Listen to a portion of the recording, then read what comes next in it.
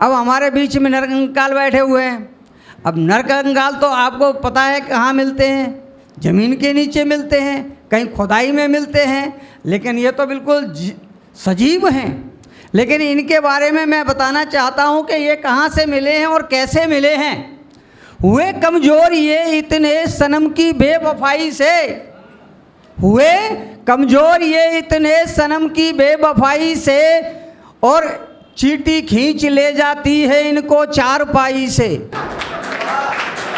हुए कमज़ोर ये इतने सनम की बेवफाई से कि चींटी खींच ले जाती है इनको चारपाई से। और कोई कहता है इनको ईरानी, कोई कहता है तूरानी, लेकिन मगर ये सच है कि ये निकले हैं हड़प्पा की खुदाई से। नरकंकाल तो ऐसे ही खुदाई उदाई में से ही निकलते हैं। देखिए हमारे बीच में मंजुल मयंक जी आ चुके हैं, इनका जोरदार तालियों से स्वागत कीजिएगा। और देखिए ये प्रेम की नगरी है, प्रेम के सबूत हमें यहाँ पर उम्रदराज लोगों में भी दिखाई दे रहे हैं। अब क्या होता है कि दुनिया में आपके बारे में अभी है खाली ये सैल भैया के जब भी काव्य पाठ करते हैं ऐसा होता है, व्यवस्थाएं बनती हैं, एडवर्टाइजिंग ब्रेक चल रहा है। हाँ, जब भी कोई बड़ी फिल्म दिखाई जाती है तो बीच में एडवर्टाइज जरूर होती है, और वो सैल भैया के बीच में आती रहती है। तो एडवर्टाइजिंग ब्रेक खत्म हो गया है। जी भैया, एक बार तालियों से मुझे आदेशित कीजिएगा। देखिए मैं कह रहा था कि मैं यहाँ प्रेम की नगरी में आया हुआ हूँ, और ये प्रेम की नगरी में बहुत सारे सबूत दिखाई दे रहे हैं मेरे को। क्या है कि दो ही नारियां किसी भी व्यक्ति को प्यार करती हैं। एक तो होती है माँ, जब वो प्यार करती है, प्यार से सिर पे हाथ फिराती है तो बाल बड़े होने लगते हैं, और जब दूसरी नारी आती है और वो प्यार से हाथ फिराती है तो बाल झड़ने लगते हैं। ऐसे ही यहाँ पर बैठे हुए बहुत सारे लोगों का लग रहा है हमें। और कौन कहता है कि बुढ़ापे में प्यार का सिलसिला नहीं होता? किसी ने कहा है कि कौन कहता है कि बुढ़ापे में प्यार का सिलसिला नहीं होता, और आम तब तक मीठा नहीं होता जब तक पिलपिला नहीं होता। तो ये यहाँ पर जो बैठे हुए हैं ये पिलपिले आम हैं, तो इन पिलपिले आमों के लिए एक बार जोरदार तालियां बजाइएगा। और हमारे सामने महिला शक्ति बैठी हुई है। महिला शक्ति अपने आप में इतनी बड़ी शक्ति होती है, और ये शब्द शक्ति भी होते हैं। ये केवल वो वाली शक्ति नहीं, लक्ष्मीबाई वाली के तलवार उठा करके ही अपनी शक्ति दिखाती हैं। इनके पास शब्द शक्ति बहुत तगड़ी होती है। शब्दों से ये हाजिर जवाब होती हैं। कैसे हाजिर जवाब होती हैं मैं बताता हूँ। हमारे घर में भी एक है हाजिर जवाब। अभी अभी फ़ोन आया, पहुँच गए ठिकाने पे। हमने कहा हाँ पहुँच गए। बोला हमको वीडियो कॉल करके दिखाओ। अब बताओ हम इन्हें यहाँ कविता सुनाएं आपको कि उन्हें वीडियो कॉल करके शक्ल दिखाएं कि हम पहुँच गए ठिकाने पे कि नहीं पहुँच गए? तो ऐसी महिला कितनी हाजिर जवाब हो सकती है देखिएगा। कि एक रोज पत्नी बना रही थी रोटियां, तो मैंने कहा इसके विधान को बताते हैं। हमारे यहाँ खाना बनाने का, खिलाने का एक विधान होता था कि क्या कब खिलाया जाएगा, कहाँ खिलाया जाएगा, लेकिन आजकल क्या है, कोई विधान नहीं रहा। तब सोचता हूँ कि विधान कहीं न कहीं तो बताया जाए।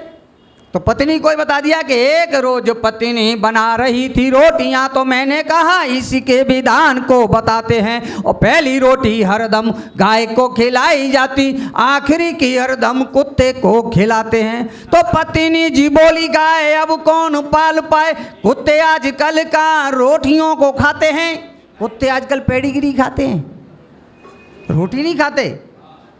कुत्ते टाइप के लोग भी नहीं खाते।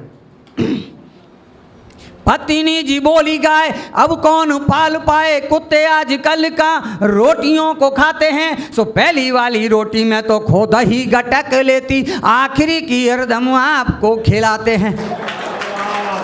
इतनी हाजिर जवाब।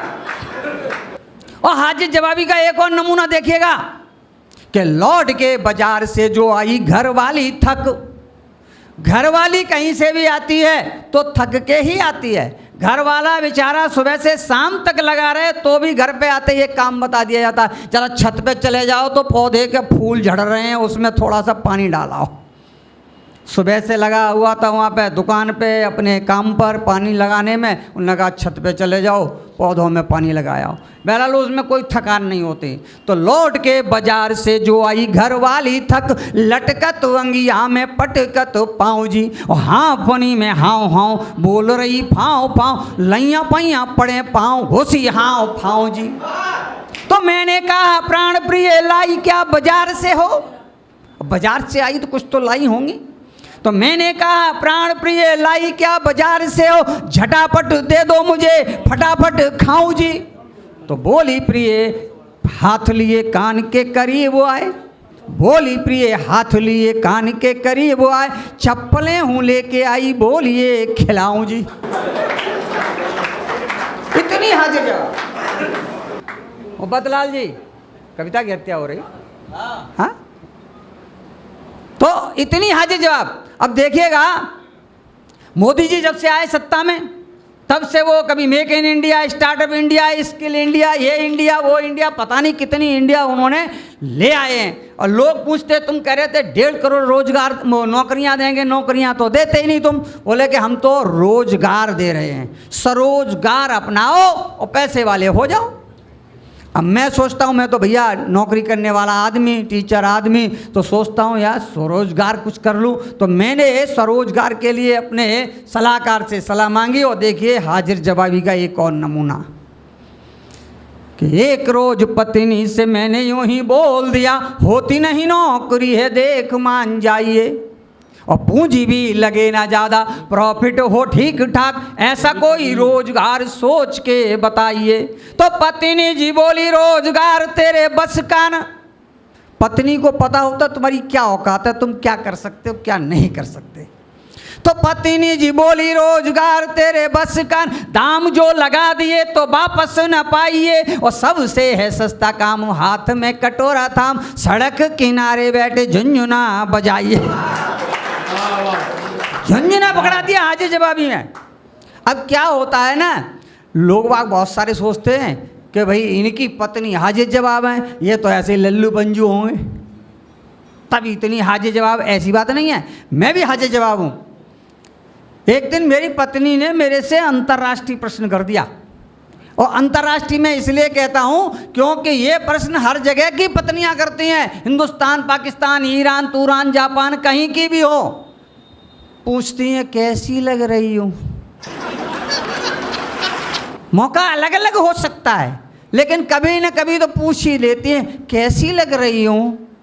तो मैंने जवाब दिया कि अपने में खोई खोई बिन रोए रोई रोई, ममता का उजड़ा स्वभाव लगती हो तुम। वाह वाह। ममता बनर्जी के चेहरे पे स्वभाव नहीं देखा होगा आपने कभी कि अपने में खोई खोई बिन रोए रोई रोई, ममता का उजड़ा स्वभाव लगती हो तुम, और बिन धारा वाला तेल रोज रोज नया खेल, केजरी का बिगड़ा हिसाब लगती हो तुम। तो कभी से तो कभी मात, कभी हाथी कभी हाथ, मोदी जी पे वोट का दबाव लगती हो तुम, और रस बीच फैना जैसी और शिवसेना जैसे, मुझको तो हड्डी में कबाब लगती हो तुम। आओ बड़ी भोली है, कहती है नहीं नहीं सही सही बताओ कैसी लग रही हो। हाँ तो मैंने कहा ठीक है प्रयास करता हूँ। मैंने दूसरा प्रयास किया, मैंने कहा तेरे लिए लगा हुआ रात दिन लाइन में, नोटबंदी बीच फंसे कैस जैसी लगती। नोटबंदी में जिस जिसका कैस फंस गया होगा बेचारों को, उन्हीं को पता हुआ होगा क्या हाल था। हाँ सीटियाँ बज रही हैं, ये तो जो है वर्षों से बज रही हैं। तो तेरे लिए लगा हुआ रातों दिन लाइन में, नोटबंदी बीच फंसे कैस जैसी लगती, और गाय सी समझ कर लाया था तुझे, मगर योगी के लगाए हुए सैस जैसी लगती। योगी जी ने गाय टैक्स लगा दिया पूरे यूपी में। तो तेरे लिए लगा हुआ रातों दिन लाइन में, नोटबंदी बीच फंसे कैस जैसी लगती, और गाय सी समझ कर लाया था तुझे, मगर योगी के लगाए हुए सैस जैसी लगती। तो घबराया घबराया मन का है कश्मीर, घबराया घबराया मन का है कश्मीर, अलकायदा लश्कर जैस जैसी लगती, और चाट चाट चौपट किया है तूने सारा घर, खेत में घुसी हुई तू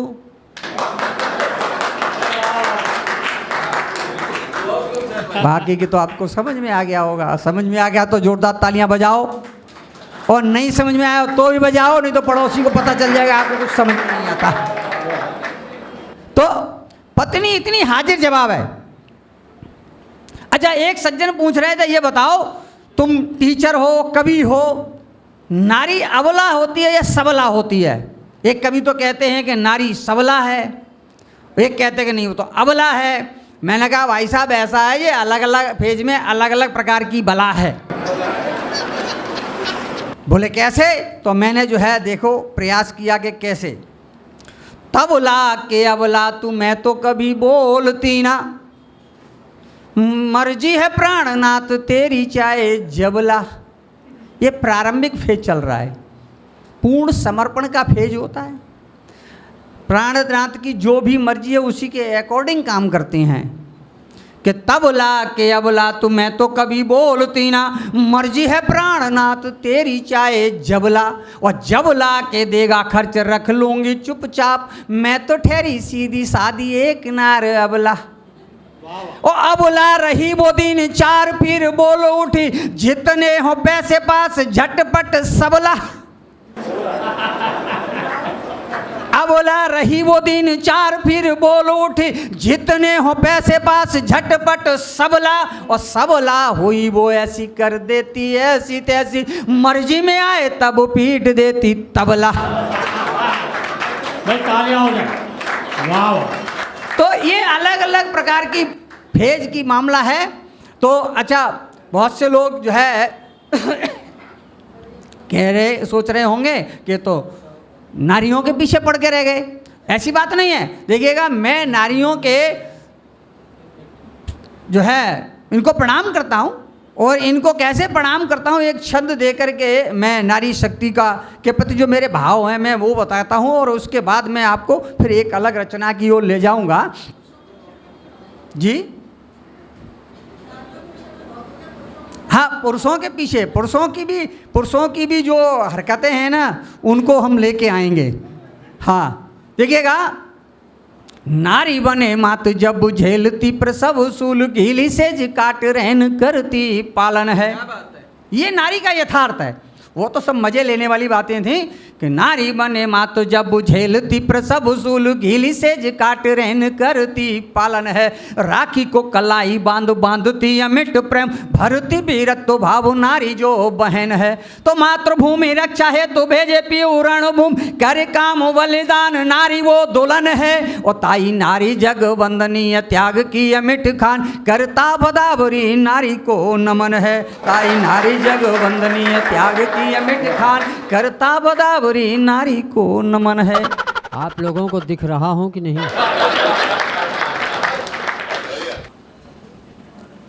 आदरणीय महेंद्र दादा को प्रणाम करता हूं, जिन्होंने मुझे बार बार नरकंकाल कह के संबोधित किया है। एक बात मैं बताना चाहता हूं, मथुरा जो भगवान श्री कृष्ण की पावन नगरी है, आप लोग बहुत प्रबुद्ध हैं। नरकंकाल का मतलब यही है, इस मंच पे अकेला मैं ही नर हूँ। दिख रहा हो तो तालियां बजा दो एक बार। और अभी आप ओज की कविताएं सुन रहे थे, और कंकाल का मतलब होता हड्डियों का ढांचा। मैं अपनी हड्डियों को देश के नाम दान कर दूंगा कि हमारी हड्डियों से देसी कट्टे बनाए जाए, एक एक आतंकवादी को मारा जाए। अब इससे ज़्यादा हमारी देशभक्ति क्या हो सकती है? एक बात तालियां बजाइए। कंकाल जी, एक मिनट, मैं जीव विज्ञान का विद्यार्थी रहा हूँ जी, और कंकाल होने के बाद चाहे नर का हो या मादा का हो, उसे कंकाल नर कंकाल ही कहा जाता है। दादा मादा कंकाल मिल जाए तो हम कोर्ट मैरिज नहीं कर लेंगे क्या? थोड़ा सा तालियां बजा दीजिए एक बार, लगे कि आप हास्य कविता सुनने के लिए। अच्छा, जब से मैं आया हूँ दादा महेंद्र अजनवी जी की शर्ट को देख रहा हूँ। हमारी निगाहें इनके शर्ट से नहीं हटती हैं, क्योंकि इसी कलर का ब्लाउज मेरी सरहद पहनती है। बार बार मेरी निगाहें नहीं हट रही हैं। बहुत अच्छा लग रहा। अभी ऑपरेशन सिंदूर के नाम पे बहुत हमारे वीरस के कवियों ने कविताएं पढ़ी हैं। मुझे भी देशभक्ति, ऐसा नहीं कि हम हास्य के कवि हैं तो देशभक्ति नहीं, लेकिन एक निवेदन करना चाहता हूँ। पत्नी और पाकिस्तान की राशि एक है, पता नहीं कब हमला कर दे। और हस्बैंड और हिंदुस्तान की भी राशि एक है, आप हमला झेलने के लिए तैयार रहो। मैं कुछ और आपको नया सुनाने की कोशिश करूंगा, बाकी तो यूट्यूब में आप लोग सुन चुके हैं। अभी शैल भदावरी जी हमारे विषय में बता रहे थे, ये इन्होंने सरस्वती माँ से आते ही जल मांगा, इनके मोहल्ले में नल में जल नहीं आता। इनके लिए 4 पंक्तियाँ मैं पढ़ता हूँ कि पानी आने की बात करते हो, दिल दुखाने की बात करते हो, हफ्तों से इन्होंने मुंह नहीं धोया, तुम नहाने की बात करते हो। बता रहे नरकंकाल को 4 पाई से उठा ले जाते। क्यों भाई, नरकंकाल से बहुत संभल के रहा करो, पंगा मत लिया करो। अकेला मैं ही नरकंकाल हूँ देश में, 1 पीस। तालियां बजा दीजिए तो मैं कुछ और पढ़ता हूँ। अभी देश में कुछ और घटनाएं हुई हैं, लेकिन हमारे हरियाणा से आए हुए कवि ने थोड़ा इशारों में बात किया, मैं भी इशारों से बात करना चाहता हूँ। अभी जो कुछ उल्टे सीधे बयान आए, स्वागत भैया। देखिए, सेना के शौर्य से कोई भी ऐसा नहीं जो परिचित ना हो। जब जब भी युद्ध हुआ हो, चाहे पाक से हुआ हो, चाहे चाइना से हुआ, हमारी देश की सेना ने अदम्य साहस का परिचय दिया। और पाकिस्तान को तो मैं बहुत पहले कह चुका हूँ बिल्कुल भैया कि तुम कश्मीर नहीं ले सकते हो, कश्मीर तुम ले ही नहीं सकते हो। जब इंडिया के लड़के गर्लफ्रेंड का नंबर नहीं देते तो तुमको कश्मीर कहाँ से दे देंगे। क्या बात, एक बात तालियां हो जाए, वाली बजाते हो, सदन सोया सोया सा लगता है। ये सदन क्या, ये सब उसमें अच्छा, सिंदूर के नाम पे एक चीज़ आजकल बहुत चल रही, ट्रेंडिंग में चल रही। बीजेपी मोदी जी सिंदूर बांट रहे हैं, हमारी माताएं बहनें भी बैठी हुई हैं, तो विपक्षी बहुत हंस रहे हैं। विपक्षियों से कहता हूँ, देखो विरोध करो, लेकिन जरा ऐसा ना करो जैसे जब एक आदमी लोटा लेके शौच को जा रहा था, हमने डांटा, हमने कहा मोदी जी ने इतने शौचालय बनाए, तुम ससुरदास बाहर जा रहे हो, कहीं तुम अपना काम करो, हम विपक्ष में। तो स्वच्छता अभियान का ध्यान रखना चाहिए। क्या बात है दादा, जय हो। सुनिएगा कि मोदी अपने नाम का बांट रहे सिंदूर, ये भी दुमदार दोहा है। मोदी अपने नाम का बांट रहे सिंदूर, और जो असली हकदार है वो है कोसों दूर। सुहागन देश बनावे, विरोधी हंसी उड़ावे। तालियां हो जा भाई, किसी राजनीति का चश्मा लगा के मत सुनिएगा।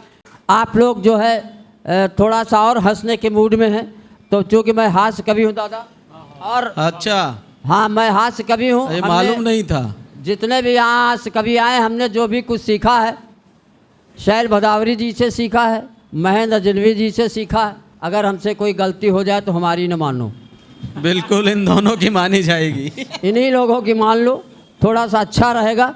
चलिए मैं पढ़ता हूँ। स्वागत भैया। हाँ, अब थोड़ा सा नए तेवर में आता हूँ। हमारे देश में कुछ ऐसी घटनाएं हुई हैं जो अभी प्यार के नाम पे, मैं बहुत पहले कहता हूँ, मैं नरकंकाल हूँ, लेकिन प्यार मोहब्बत हमारे बस की बात नहीं है। प्यार मोहब्बत ये वो धरती है जहाँ पे प्यार मोहब्बत। अभी वो भिखारी की बात बता रहे थे, हम पत्नी के साथ जा रहे थे, रास्ते में एक अंधा भिखारी मिला। अंधे भिखारी ने हमारी पत्नी को देख के कहा, आए हुस्न की मलिका 10 रुपये दे दे। हमने कहा दे दो, ये वाकई अंधा है। क्या बात है। हमने कहा दे दो 10 रुपये, वाकई अंधा है।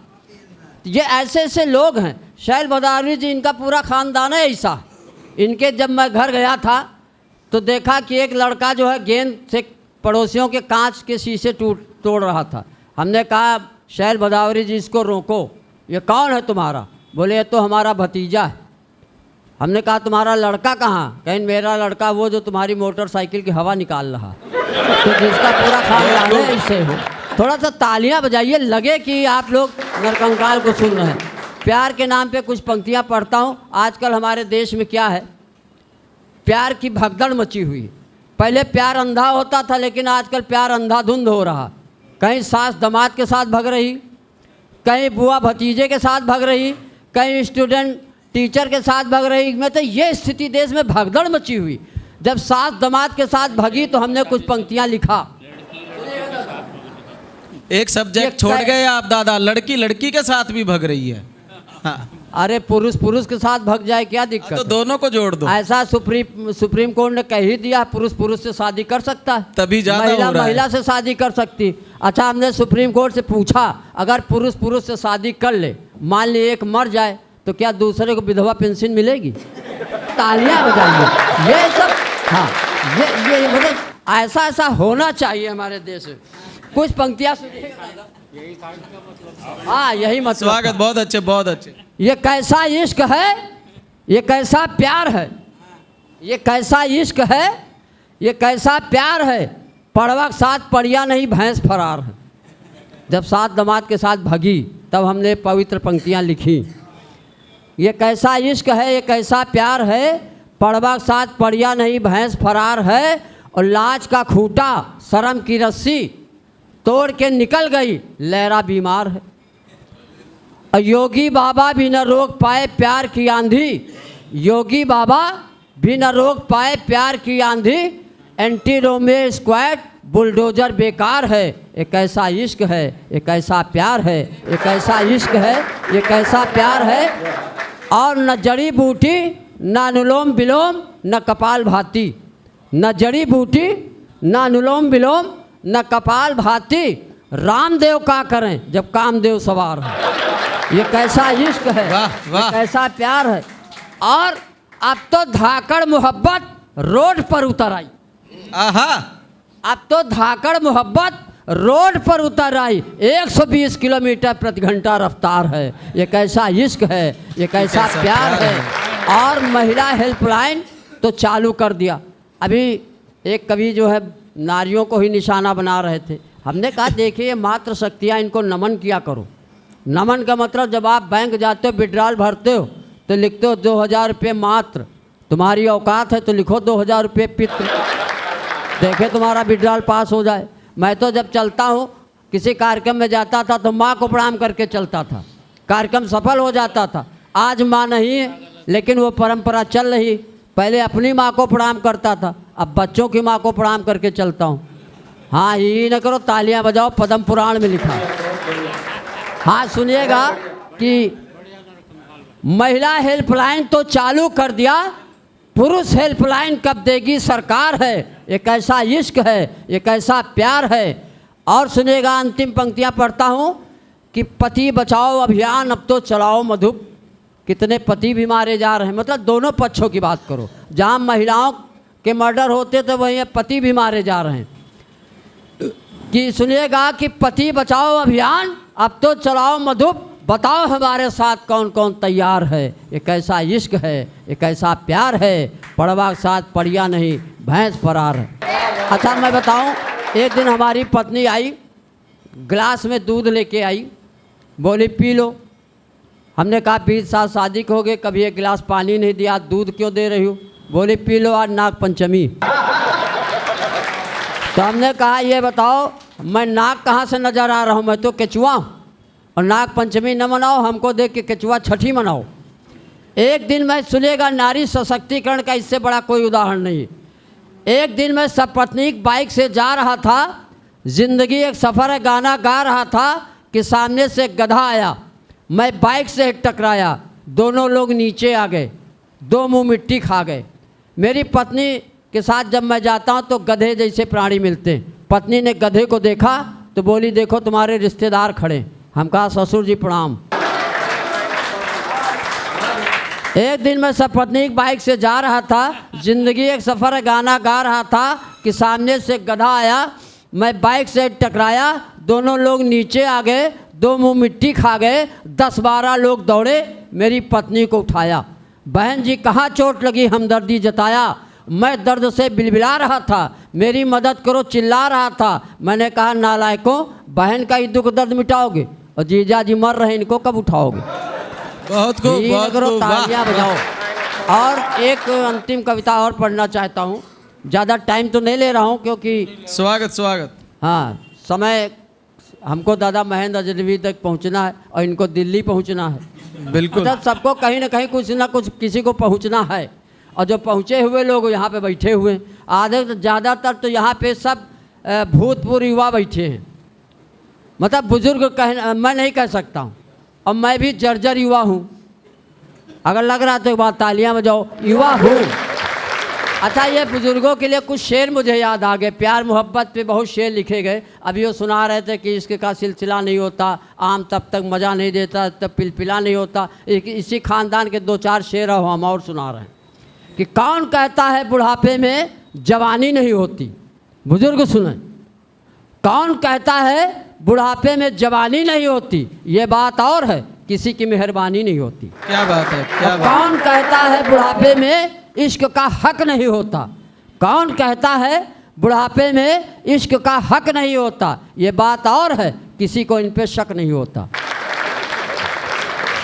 और सुनेगा भी कुछ देश के नेताओं ने, चाहे एमपी के रहे हो, उत्तर प्रदेश के रहे हो, 80-90 साल के उम्र में शादी कर लिया, तब हम ये शेर हमें याद आ गया कि कौन कहता है बुढ़ापे में इश्क का जुनून नहीं होता, कौन कहता है बुढ़ापे में इश्क का जुनून नहीं होता। शादियां तो होती हैं मगर हनीमून नहीं होता। क्या बात है दादा, वाह। हाँ, तालियां वही बजा रहे हैं। शादियां तो, ये तो शेर नहीं है, तो लकड़ बग्घे थे हम जो सुना रहे हैं। हम शेर वेर नहीं पढ़ते, हम खुद शेर हैं तो कहाँ पढ़ें। हाँ, थोड़ा सा तालियां बजाओ तो मैं और सुनाऊँ। देखिए, शेर दो है। हमारे देश में क्या है, प्यार बहुत चल रहा। प्यार तो फिल्म वालों ने बहुत लिखा, फिल्म वालों ने प्यार पे इतने गीत लिखे, हम कहा गीत भी लिखने कोई ज़रूरत नहीं। एक गाना आया था, फिल्म का नाम नहीं पता, चलते चलते रुक जाता हूँ क्या यही प्यार है, एक लड़का गा रहा था मथुरा में। हम कहा बेटा, जब चलते चलते रुक जाते हो, गिर पड़ते तो प्यार नहीं, कमजोरी का लक्षण है। एक गाना आया, साजन मेरा उस पार है। हम कहा बताएं क्यों उस पार है, उस पर मफल लाल जी का 20,000 उधार है, इसलिए उस पार है। एक गाना और आया, तुझको तेरी गंध से पहचान लेता हूँ। हम कहा आदमी हूँ कि कुत्ता हो। एक गाना और आया, आदमी हूँ आदमी से प्यार करता हूँ। हम कहा आदमी हो आदमी से प्यार करते, लेडीज मर गई कहा। एक गाना और आया, बहुत पुरानी फिल्म का, सुहाग रात है घूंघट उठा रहा हूँ। हम कहा तुम्हारी सुहाग रात, तुम नहीं घूंघट उठाओगे तो कहा नरकंकाल उठाएगा, कोई मतलब ऐसे गाने का। तब हमने 4 पंक्तियाँ प्यार के नाम पे लिखी, आप लोग सुने और बर्दाश्त करें। हम प्यार इसलिए नहीं कर पाए, सुनिएगा, हम प्यार इसलिए नहीं कर पाए कि मेरी प्रेमिका गोबर फेंकने के बहाने आती थी। अब नरकंकाल की प्रेमिका ऐसे होगी, कोई फॉर्चूनर से तो आएगी नहीं। कि मेरी प्रेमिका गोबर फेंकने के बहाने आती थी, मेरी प्रेमिका गोबर फेंकने के बहाने आती थी, घंटों हमसे बतियाती थी, हंसती थी, मुस्कुराती थी, जीने मरने की कस्में खाती थी। मोहब्बत के दुश्मन चंडालों ने भैंसी बेच दिया उसके घर वालों ने। मोहब्बत में अब अंतिम 4 पंक्तियां पढ़ के अपना स्थान लेता हूं कि मोहब्बत में इस कदर हम मटिया मेट हो गए, मोहब्बत में इस कदर हम मटिया मेट हो गए, माशूक की शादी हो गई 2 दिन लेट हो गए। अब वो आज भी लग रही है ताजमहल, वो आज भी लग रही है ताजमहल, एक हम है कि पिचके हुए कोलगेट हो गए। धन्यवाद, धन्यवाद। देश अगर संकट में हो तो आगे बढ़ना पड़ता है। हाँ। देश अगर संकट में हो तो आगे बढ़ना पड़ता है। मातृभूमि की रक्षा के हित सबको लड़ना पड़ता है। संकट की घड़ियां हो तो फिर जातिवाद का भेद नहीं, प्राण न्यौछावर हो रण में लड़ इसका हमको खेद नहीं। दुश्मन दल को मार गिराने यत्न यही करना होगा, देश धर्म की खातिर सबको एक बार मरना होगा। जो भी भाई वतन के हित में मरने को तैयार नहीं, भारत में ऐसे लोगों को रहने का अधिकार नहीं। बहुत खूब, बहुत खूब, बहुत खूब, बहुत खूब, वाह बेटा वाह, वाह। बहुत बहुत आभार। भारत में ऐसे लोगों को रहने का अधिकार नहीं। और 4 पंक्तियां उनके सम्मान में पढ़ना चाहती हूँ जिनकी वजह से आज हम एक कार्यक्रम बिना किसी डर के, बिना किसी भय के संपन्न कर पा रहे हैं। तब पंक्तियां निवेदन करती हूँ। सीमा पर हथियार बांधकर जो दिन रात जागते हैं, सीमा पर हथियार बांधकर जो दिन रात जागते हैं, उनसे मेरे देश के नेता लिखित हिसाब मांगते हैं। जो दिन रात जागकर अपनी नींद चैन सुख खोते हैं, जिनके दम पर भारतवासी नींद चैन की सोते हैं। शौर्य और बलिदान की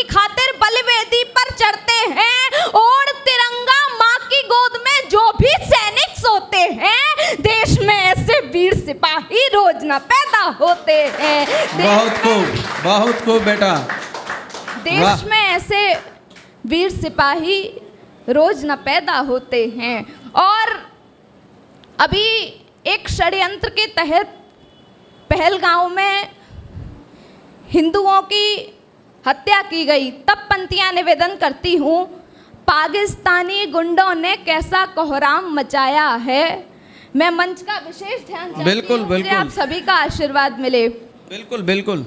पाकिस्तानी गुंडों ने कैसा कोहराम मचाया है। धर्म पूछ जितने हिंदू थे सबको मार गिराया है। कितने ही नव दंपत्ति थे मन में दया नहीं आई। हाथ की मेहंदी छूट न पाई कैसी प्रभु की प्रभुताई। क्या देखा था अभी बदू ने कैसा संकट आया है। गिन गिन हिंदू मार गिराए कैसा मातम छाया है। कितनों ने निज पुत्र गवाए कितनी बहनों ने राखी। कितने कुल के दीपक बुझ गए और कितनों की बैसाखी।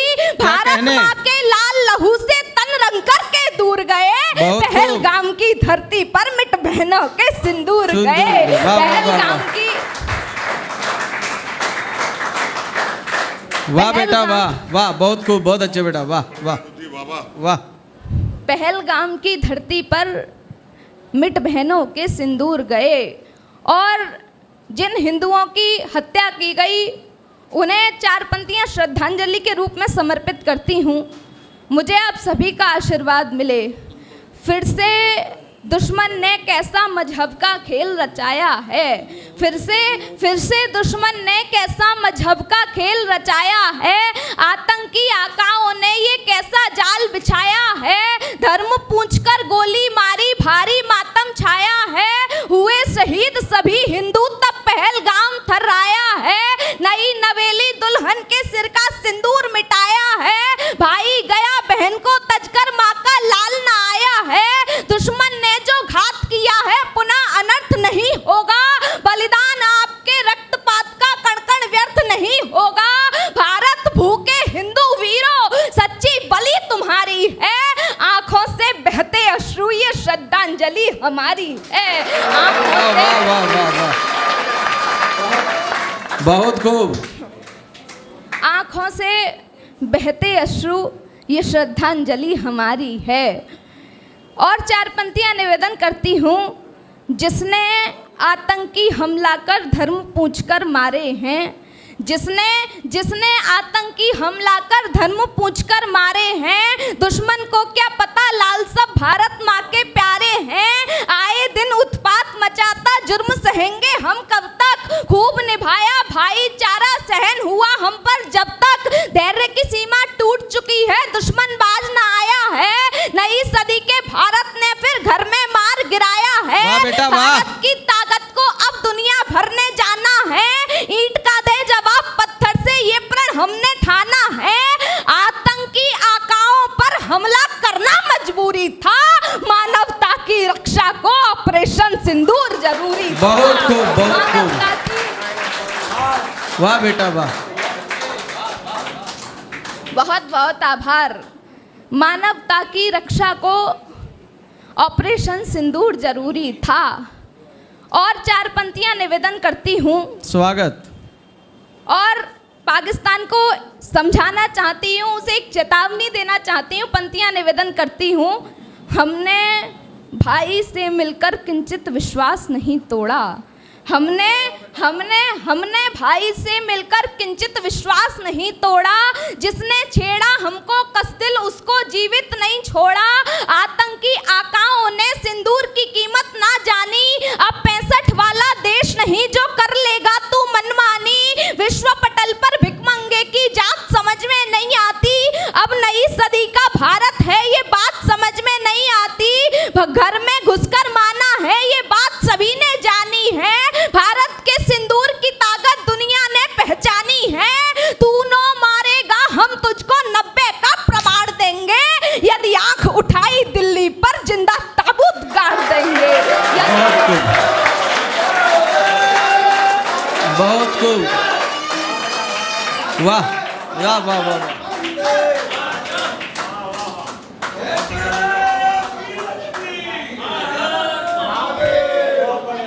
यदि आंख उठाई दिल्ली पर, जिंदा ताबूत गाड़ देंगे। और 4 पंक्तियां निवेदन करती हूँ। कुछ लोगों ने कहा कि भारत को युद्ध विराम नहीं करना चाहिए था, तब मैं कहना चाहती हूँ युद्ध विराम की बात मानना जिंदा दिली निशानी है। युद्ध विराम की बात मानना जिंदा दिली निशानी है। रक्तपात करना भी क्या विजय की अमर कहानी है। बार बार तुझको समझाया तेरी समझ ना आता है। पाक समझ ले तेरा मेरा पिता पुत्र का नाता है। तू छेड़े हम छोड़ दे तुझको इस भ्रम में अब मत रहना। बहुत जुर्म झेले हैं तेरे पर अब मुश्किल है सहना। आतंकवाद की राह छोड़ दे ढोने वाला नहीं होगा। आदत से यदि बाज ना आया रोने वाला नहीं होगा। छाती पर चढ़कर मारेंगे मन का नहीं आरत होगा। कलकत्ता से पेशावर तक भारत ही भारत होगा। बहुत खूब, वाह, बहुत खूब, बहुत अच्छे बेटा, बहुत अच्छे। कलकत्ता से पेशावर तक भारत ही भारत होगा। बहुत बहुत आभार। और 4 पंक्तियां निवेदन करती हूँ। बिगुल बच चुका है भारत में नवयुग की रणभेरी का। अंतिम 4 पंक्तियां निवेदन करती हूँ, मुझे आप सभी का आशीर्वाद मिले। बिगुल बच चुका है भारत में नवयुग की रणभेरी का। जागो हिंदू शस्त्र उठा लो समय नहीं अब देरी का। समय कह रहा है हिंदू का जगना बहुत जरूरी है। धर्म सनातन की रक्षा हित लड़ना बहुत जरूरी है। अब भी अवसर चूक गए तो बाद में तुम पछताओगे। भाईचारे के चक्कर में फिर से मुंह की खाओगे। तुम भी अपना धर्म बचाने धर्म युद्ध में लग जाओ। जातिवाद का भेद मिटाकर सत्य सनातन अपनाओ।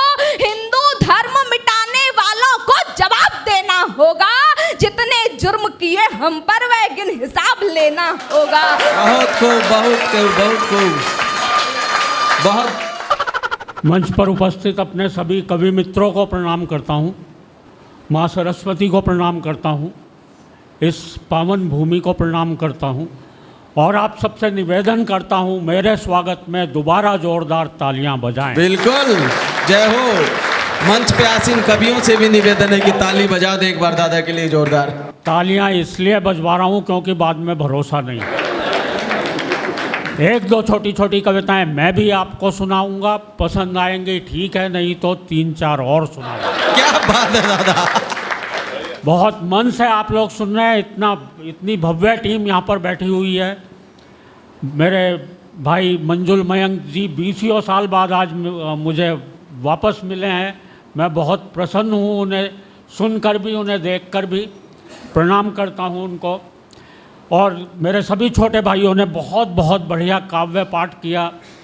नरकंकाल तक ने बहुत बढ़िया काव्य पाठ किया। क्या बात है। और इस बिटिया के लिए तो एक बार पुनः तालियां आपकी आनी चाहिए।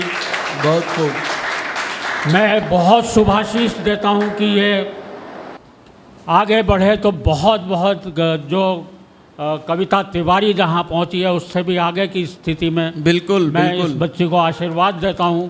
उन्नति भारद्वाज के लिए पुनः तालियां बजाएं।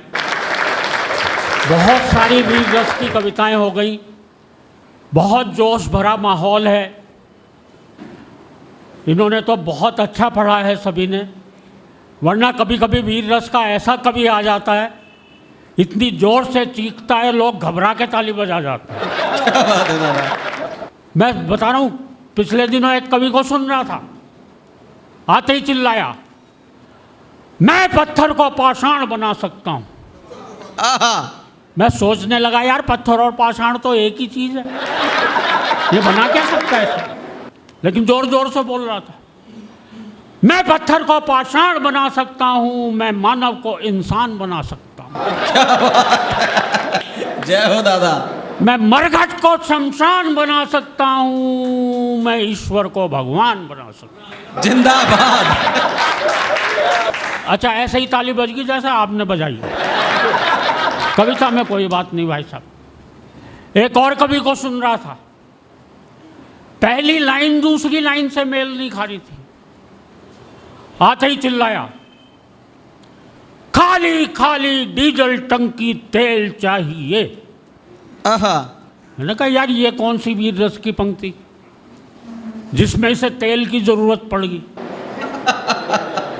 मैंने दूसरी पंक्ति सुनी, बहुत देर तक हंसा। बोले खाली खाली डीजल टंकी तेल चाहिए, आज मेरे देश को पटेल चाहिए। क्या बात है। मैं बहुत देर तक सोचता रहा यार ये तेल का पटेल जी से क्या लेना देना।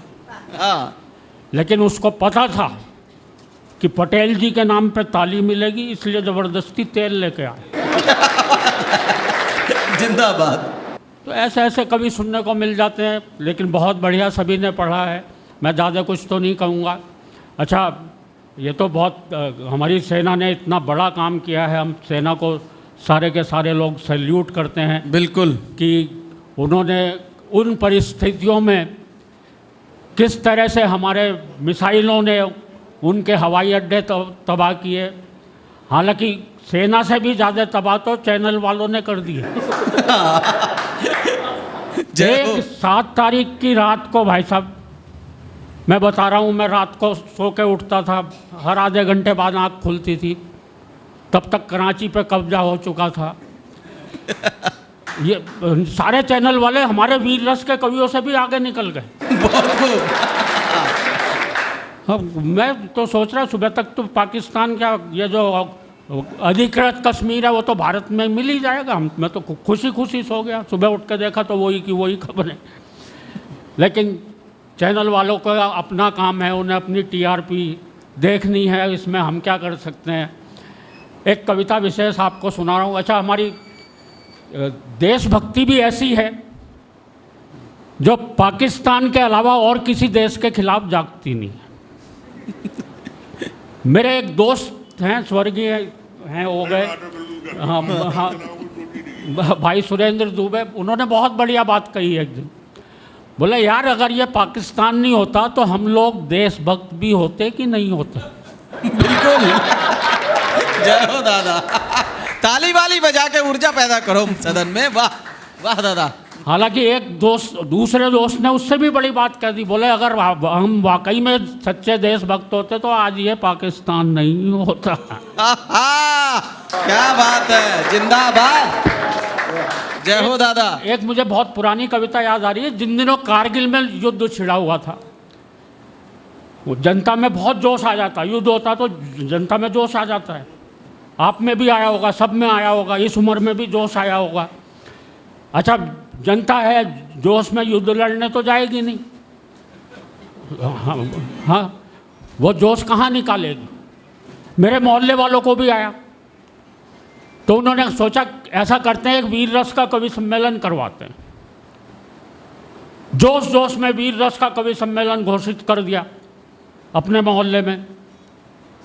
अब वीर रस के कवि जितने अच्छे कवि थे वो ये सारे के सारे बिजी मिले नहीं उन्हें। तो पता नहीं कहाँ से 50-60 कवि पकड़ के लाए, जो भी सड़क पे मूंछों वाला आदमी दिखाई दे रहा था उससे कह रहे थे यार तू वीर रस का लग रहा है, आजा मंच पे बैठ जा। मैं उस कवि सम्मेलन को सुनकर आया, मेरी एक हास्य रस की कविता बन गई। किसी पर कोई कटाक्ष नहीं है, स्वागत। एक बहुत सहज सी कविता आप तक पहुंचा रहा हूँ। एक बार तालियां बजाकर मन दे। स्वागत है। वरना पाकिस्तान के लिए तो ऐसी ऐसी लाइनें लिखी हमारे कवियों ने। एक तो इतनी जोर जोर से चीखते हुए बोला, राख लगाकर जीप खींच लो पापी पाकिस्तान की।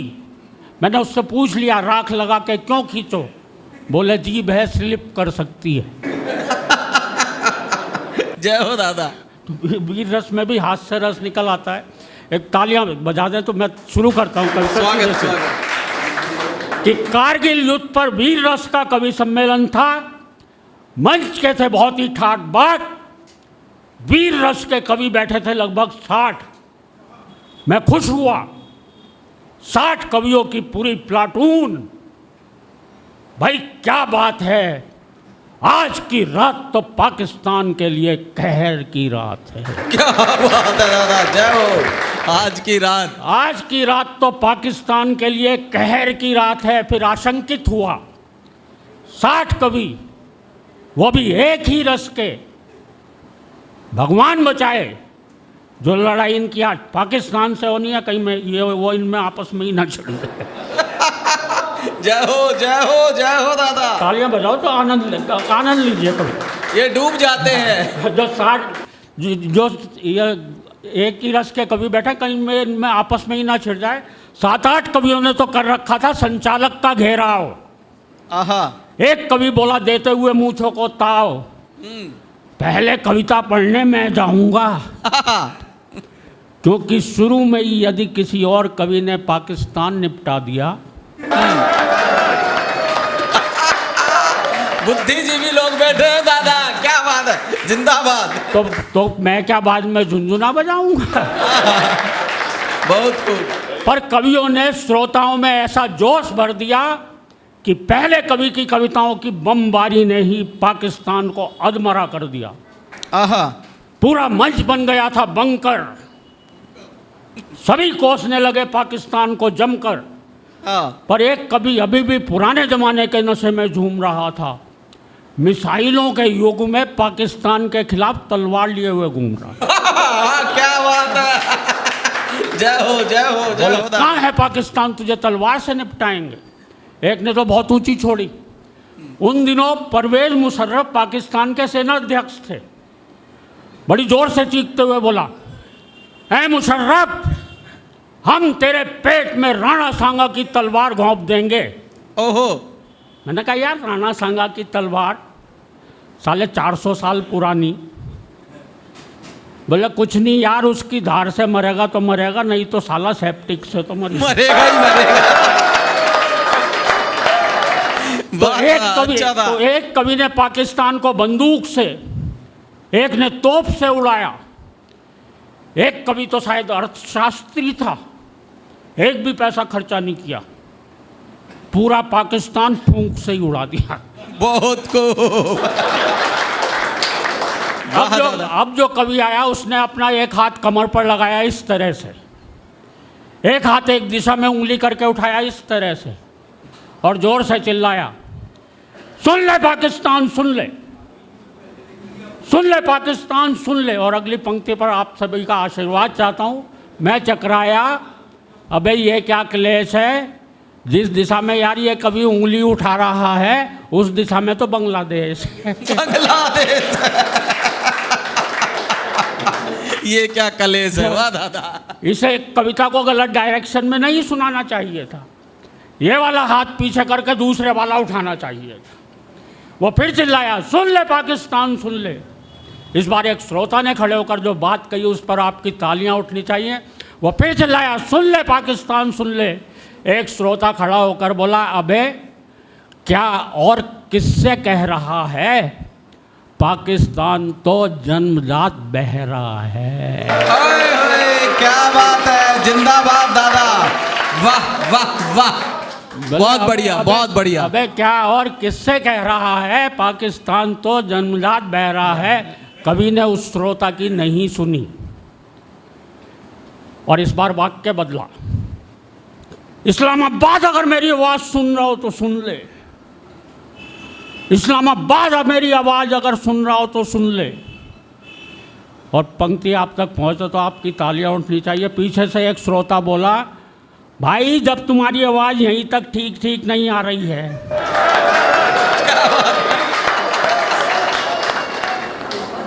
तालियां बजाओ तो मन से बजाओ। बोले भाई जब तुम्हारी आवाज़ यहीं तक ठीक ठीक नहीं आ रही है तो इस्लामाबाद तक कैसे जाएगी। वीर रस का अब जो कवि आया भाई साहब होगा करीब 15 किलो का। नहीं हंसने की बात नहीं बहन जी, इतना तो तब बता रहा हूँ जब भयंकर सर्दियों का मौसम था। बहुत खूब, जय हो दादा। नरकंकाल को तो मोटा मोटा कह के चिढ़ा रहा था। अच्छा इतना पतला दुबला कवि, तो श्रोताओं में से एक बोला, भाई कौन खड़ा है, दिखाई नहीं पड़ रहा है कौन। इतना पतला दुबला कवि जब कविता पढ़ने आया तो श्रोताओं में से एक बोला, भाई कौन खड़ा है, दिखाई नहीं पड़ रहा है, मुझे तो लगता है माइक खुद ही कविता पढ़ रहा है।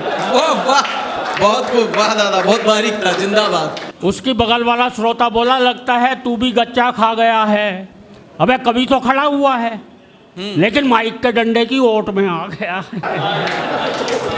अद्भुत। ये दिखने में कैसा लगता जरा पता लगाओ।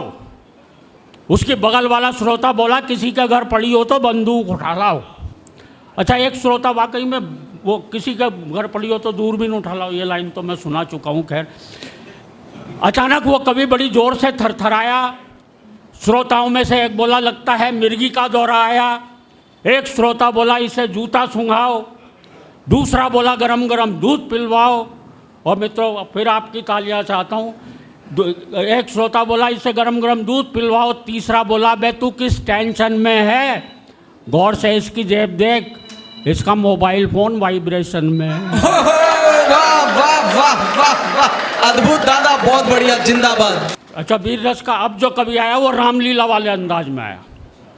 जितना वो अपनी कविता में पाकिस्तान की तरफ बढ़ता जा रहा था उतना ही माइक से पीछे हटता जा रहा। आते ही चिल्लाया, अब की बार युद्ध हुआ तो हम झंडा फहराएंगे सीधे इस्लामाबाद पर।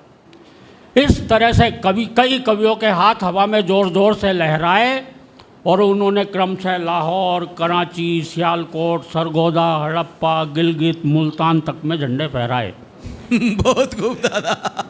और आप सबकी तालियां उठनी चाहिए। और 1 घंटे में श्रोताओं में पैदा ऐसा जज्बा कर दिया कि मंच से ही 5 कवियों ने पाकिस्तान के 47 शहरों पर कब्जा कर लिया। जैसे टीवी चैनल वालों ने किया। ऐसे कब्जा कर रहे थे जैसे सारे प्रॉपर्टी डीलर बैठे हुए बोले। अब अगले कवि की घबरा रही थी आत्मा, क्योंकि 5 कवि अब तक कर चुके थे पाकिस्तान का खात्मा। फिर वो मेरे पास आया, मुझसे बोला यार अजनबी, क्या करूं, कहाँ जाऊं? इन कवियों ने पाकिस्तान का एक भी शहर नहीं छोड़ा है। अब उसे बाकी शहरों के नाम याद नहीं थे। क्या करूं, कहाँ जाऊं? इन कवियों ने पाकिस्तान का एक भी शहर नहीं छोड़ा है, मैं झंडा कहाँ फहराऊं? बहुत बढ़िया, बहुत बारीक बात है वो दादा। मैंने कहा फिर तू ऐसा कर जा, सीधे अफगानिस्तान पे चढ़ जा। वही बचा है। अच्छा, उन दिनों की स्थिति देखिए। बोला नहीं यार, वहाँ तो आजकल अमेरिका बम फेंक रहा। मैंने कहा फिर उसके आगे ईरान है, वहाँ तेहरान निकल जा। तेरा क्या जा रहा, वहाँ फहरा दे। वो बोला तेहरान तो क्या, उसके आगे इराक है, वहाँ बगदाद, उसके आगे सीरिया है, वहाँ दमिश्क। एक बार मेरे भौगोलिक ज्ञान पे तालियां बजती हैं। जी जी जी जी। उसके आगे सीरिया है, वहाँ दमिश्क तक मैं झंडा फहरा दूं। पर यार शहर दमिश्क, ऐसे नाम पे श्रोता ताली ही नहीं बजाते, ये है सबसे बड़ा रिस्क। मैंने कहा फिर तू ऐसा कर ले, या तो राइट टर्न लेके चीन की तरफ निकल ले, अद्भुत, या फिर यू टर्न लेके वापस मंच पे आ जा। भाई यहीं से तो तू टेक ऑफ करेगा। कविता समाप्त हो गई, तालियां बजा दीजिए। बहुत बहुत जय श्री राम। माँ सरस्वती को नमन करता हूँ। स्वागत। इस विशिष्ट मंच को और आप सबकी उपस्थिति को प्रणाम करता हूँ। जिस कवि को सबसे पहले कविता पढ़नी थी, आज उसे इन बड़े लोगों के बाद कविता पढ़ रही है। मेरी स्थिति आप समझ सकते हैं। बहुत अच्छी मैं स्थिति कविता का विद्यार्थी हूँ। नहीं, स्थिति अच्छी है ही, आपने बता ही दिया। बाकी सब कवि कविता पढ़ रहे थे, एक विज्ञापन अब आया है। बिल्कुल। मैं स्वागत। समय की भी कीमत समझ रहा हूँ आपकी। मैं देख भी रहा हूँ कुर्सियाँ खाली हो रही। आज बहुत अच्छा बिटियान पढ़ा उन्नति ने। और अभी दादा महेंद्र अजनबी जी तक आपको पहुँचना है। मैं 4 पंक्तियों से बात प्रारंभ करता हूँ। स्वागत स्वागत। आदरणीय बफतलाल जी और ललित भाई का बहुत शुक्रिया कि मुझको चाहत कभी नहीं है आसमान के तारों की। मुझको चाहत कभी नहीं है आसमान के तारों की। बेशर्म हवा के रुख पर चलते सत्ता के दरबारों की। मैं भूषण की सिंह गर्जना खुद की ताकत रखता हूं। वंदे मातरम होठों पर और दिल में भारत रखता हूं।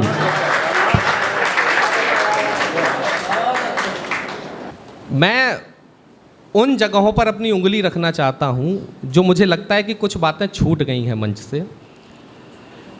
ब्रज क्षेत्र में आया हूं तो मैं यहाँ कविताएं सुनाने नहीं आया हूं। मुझे बिल्कुल भी भ्रम नहीं है कि मैं कुछ आपको सुनाने आया हूं, बल्कि मुझे पता है कि मैं इस पवित्र भूमि पर आया हूं तो कविताएं सुनाने नहीं बल्कि अपनी कविताएं पवित्र करने आया हूं।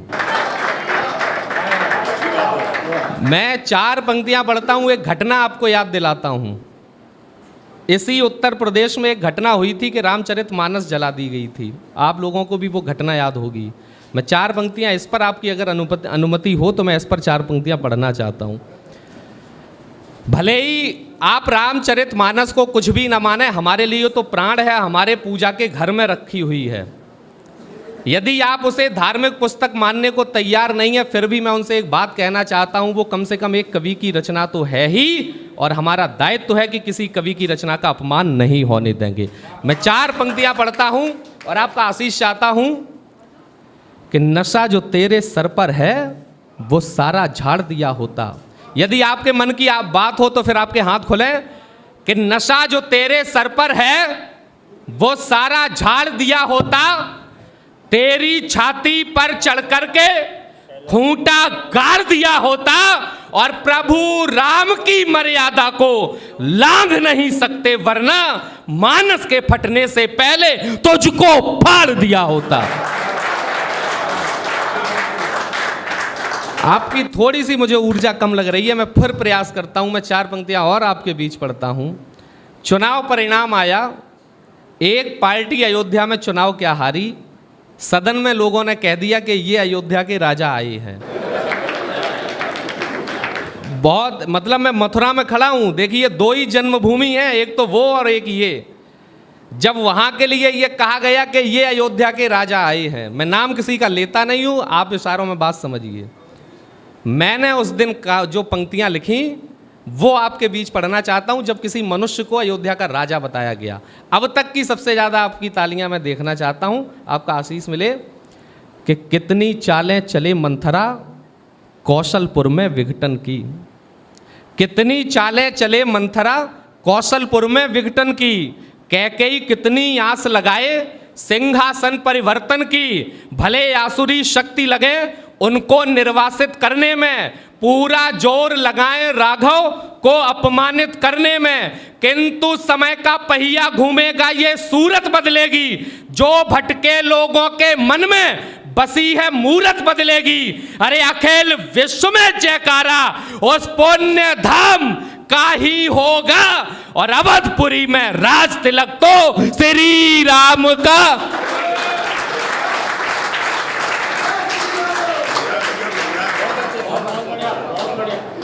अवधपुरी में राज तिलक तो श्री राम का ही। बड़े लोगों का आशीष मिल रहा है। जिंदाबाद जिंदाबाद, वाह बेटा।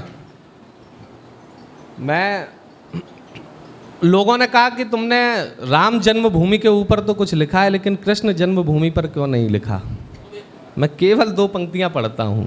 स्वागत। मुझे पता है, और ये 2 पंक्तियां उत्तर दे देंगी, और मैं आपकी अगर दिल की भावना मैंने कह दी हो तो फिर आपका आशीष मिले, क्योंकि यहाँ कहा जाता है कि राधे राधे श्याम मिला दे, नटखट कान्हा चक्र सुदर्शन जिस दिन जरा हिला दें। मैं अगली पंक्ति धीमे पढ़ूंगा लेकिन तालियों का शोर होना चाहिए कि नटखट कान्हा चक्र सुदर्शन जिस दिन जरा हिला दे, कब्र में लेटे सब बोलेंगे राधे राधे राधे राधे राधे राधे, वाह वाह वाह, बहुत खूब राधे राधे। कब्र में लेटे सब बोलेंगे राधे राधे राधे श्याम मिला दे। बहुत अच्छा आयोजन ऑपरेशन सिंदूर के नाम पर किया गया है। देखो ऑपरेशन, बहुत अच्छी कविताएं पढ़ी जा चुकी हैं ऑपरेशन सिंदूर पर, मैं अब क्या पढ़ूंगा। मैं 2 पंक्तियां बस आपके बीच पढ़ता हूं। स्वागत स्वागत। बिना भेद सबको देंगे, पूरी व्याख्याएं यहाँ हो चुकी हैं मंच पर, अब मैं केवल 2 पंक्तियां ही मैं सोच रहा हूं यही पढ़ दूं इस पर कि बिना भेद सबको देंगे जन्नत वाली हूर, कोई भेदभाव नहीं। बिना भेद सबको देंगे जन्नत वाली हूर, अब भी जारी है सेना का ऑपरेशन सिंदूर।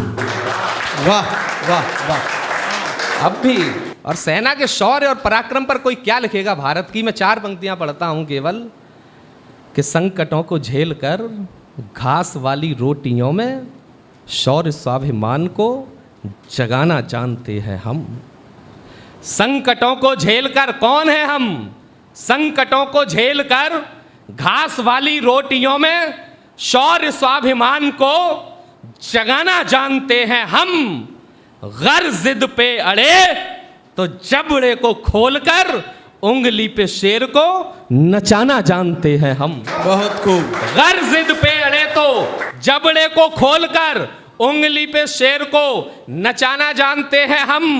दोस्ती में दोस्तों पे जान वार देते किंतु शत्रुओं को धूल भी चटाना जानते हैं हम। और चौथी पंक्ति पर आपका आशीष मिले कि दोस्ती में दोस्तों पे जान वार देते किंतु शत्रुओं को धूल भी चटाना जानते हैं हम। हमी से महकता है देश का बगीचा क्योंकि लहू को पसीने सा बहाना जानते हैं हम। बहुत खूब। लहू को पसीने सा बहाना जानते हैं हम। एक कविता आपके बीच पढ़ता हूं मैं। स्वागत। मैं मुझे लगता अभी तो है। स्वागत स्वागत। वरिष्ठ नागरिक कल्याण समिति के इस प्रांगण में मैं बैठा हूं और मुझे लग रहा है कि अभी तक वरिष्ठ नागरिकों पर कोई पंक्ति नहीं पढ़ी गई। मैंने एक जो कविता लिखी है वृद्धाश्रम पर लिखी है, मैं सोच रहा था क्या पढ़ूं, मैं आज वही पढ़ता हूं।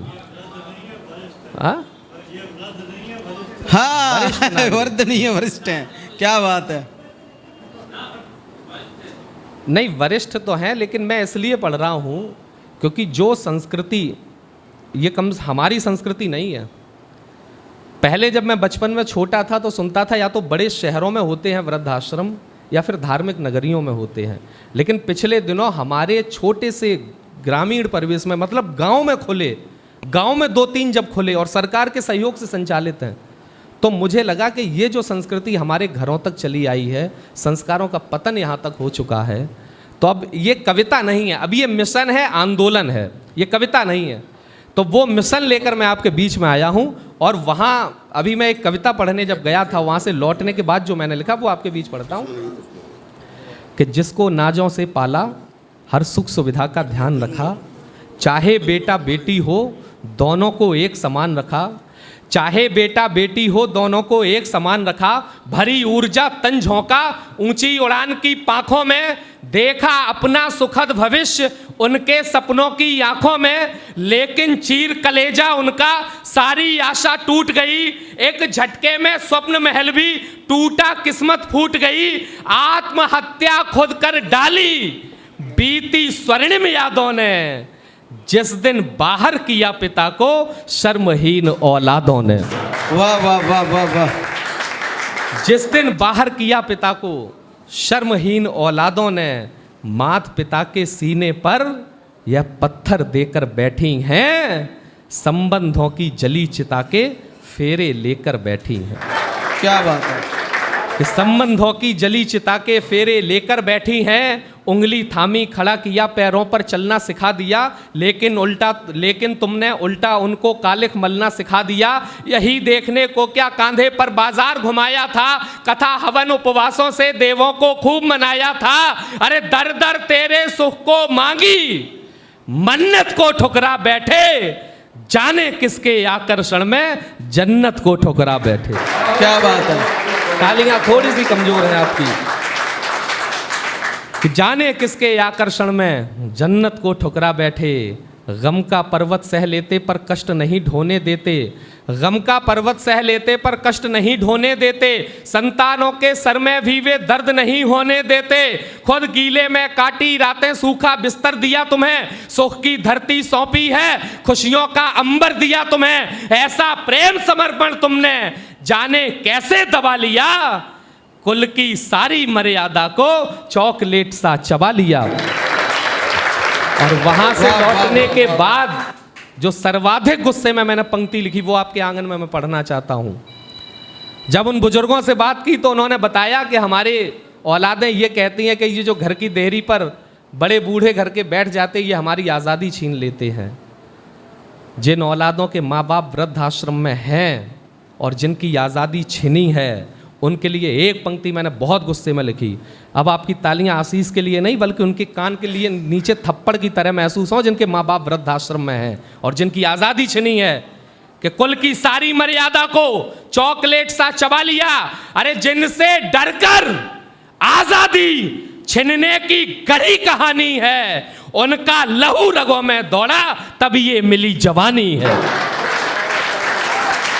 उनका लहू रगों में दौड़ा तब ये मिली जवानी है। करना जग में नाम था रोशन, गर्व से शीश उठाना था, इज्जत आज उतारी उनकी जिनका कर्ज चुकाना था। कुछ बासंती ऋतुएं देखी खुद को बड़ा समझ बैठे, घर की देहरी लांघी अपने पैरों खड़ा समझ बैठे। बेशर्मों को अब तो मीठे शरबत खारी लगते हैं।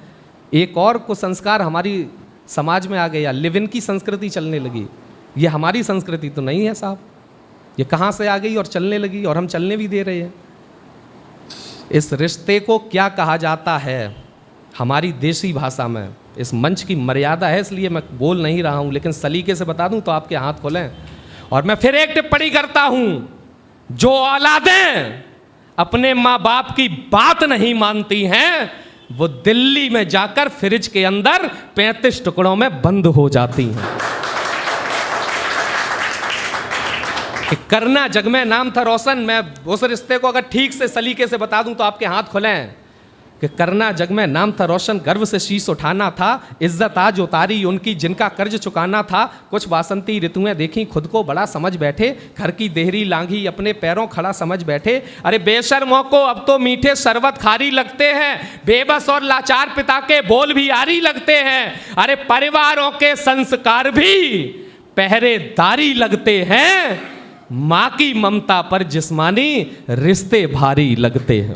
माँ की ममता पर जिस्मानी अद्भुत रिश्ते भारी लगते हैं। क्या कहने। एक गैरत की पट्टी ये नाखों पर खुद आ जाती है, तन पर चढ़ती क्रूर हवस मर्यादा को खा जाती है। कुल कलंक बनने से पहले थोड़ा ध्यान दिया होता, जिसने जीवन दिया तुम्हें उस पर अभिमान किया होता, पर संसार दिखाने वाले को ही अंधा बना दिया, उसके निश्चल प्रेम को भी बाजारू धंधा बना दिया। याद रहे दुनिया में तेरा कोई ढाल नहीं होगा, उनके आंसू सूखेंगे जीवन खुशहाल नहीं होगा। वाह वाह वाह वाह। उनके आंसू सूखेंगे जीवन खुशहाल नहीं होगा। और फिर एक घटना मुझे याद आ गई, आप लोगों ने टीवी पर देखा होगा, 4 दिनों तक एक लड़की चली गई थी प्रेम विवाह करके, विधायक जी की बेटी थी। इस देश की मीडिया ने 4 दिनों तक उस पिता की पगड़ी उछाली थी। मैं जानबूझकर नाम नहीं ले रहा हूँ, इस देश की मीडिया ने बहुत बेइज्जत किया था। आज तक एक भी मीडिया का चैनल जो उन बदतमीज औलादों के 4 दिन और 6 दिन इंटरव्यू दिखाती रही थी, आज तक एक बाइट लेने उस पिता के पास नहीं पहुंचे, और वो मुंह दिखाने लायक नहीं है। मैं फिर कहता हूं, इस देश का संविधान आपको प्रेम विवाह की इजाजत देता है, करिए, लेकिन इस देश का संविधान किसी भी बदतमीज औलाद को अपने माँ बाप की पगड़ी उछालने का अधिकार नहीं दे सकता। और कमाल तो साहब ये था कि 4 दिन तक 6 दिन तक इस देश के बुद्धिजीवी वर्ग ने नोएडा की फिल्म सिटी में बड़े बड़े चैनलों के स्टूडियो में बैठकर हमें ज्ञान दिया था और प्रेम विवाह के पक्ष में तरह तरह के समर्थन किए थे, तर्क दिए थे। मैंने उस दिन भी कहा कि हमको जो उपदेश दे रहे पहले भारत को जाने, हमको जो उपदेश दे रहे पहले भारत को जाने। मानस गीता रची गई उस देव धरा को पहचाने, काम विजेता बने देखकर उसी चित्र को पूजा है। सतयुग से लेकर अब तक ऊंचे चरित्र को पूजा है। श्रवण कुमारों जैसे अगणित नाम पूजने वाले हैं, लैला मजनू नहीं पूजते, राम पूजने वाले हैं। वाह वाह वाह वाह, क्या बात। लैला मजनू नहीं पूजते, राम पूजने वाले हैं। और अपनी कविता की अंतिम पंक्तियां पढ़ता हूं आपके बीच में, हमारे सब घर के बड़े बुजुर्ग यहाँ बैठे हैं, उन्हें समर्पित करता हूं। स्वागत। देश को बचाना है, इस देश की संस्कृति को बचाना है, अपने परिवारों को बचाना है, घरों के संस्कार बचाने हैं। तो मेरी नज़र में एक उपाय है केवल, और मुझे नहीं लगता इसके अलावा कोई है। यदि आप लोग भी सहमत हों तो फिर एक बार अपना आशीष देकर मुझे विदा कर देना। मेरी नज़र में केवल एक ही उपाय है कि माता और पिताओं से इसलिए निवेदन है मेरा, संविधान आपकी घर की देहरी के बाहर काम करता है, एक संविधान आपको अपने घर की देहरी के अंदर लागू करना है। क्या है वो पढ़ता हूँ कि माता और पिताओं से इसलिए निवेदन है मेरा, जागरूक हर एक आदमी से आवेदन है मेरा, हद से ज्यादा खुली छूट मत दो प्यारी संतानों को, सराबोर हो पश्चिम के रंग में कुचले अरमानों को, पौराणिक इतिहास बताओ संस्कार भी सिखलाओ, हर बेटे को उसकी अपनी लक्ष्मण रेखा बतलाओ, संपूर्ण धरा के कुल गौरव का स्वाभिमान लागू कर दो, घर घर रामचरितमानस का संविधान लागू कर दो। बहुत खूब।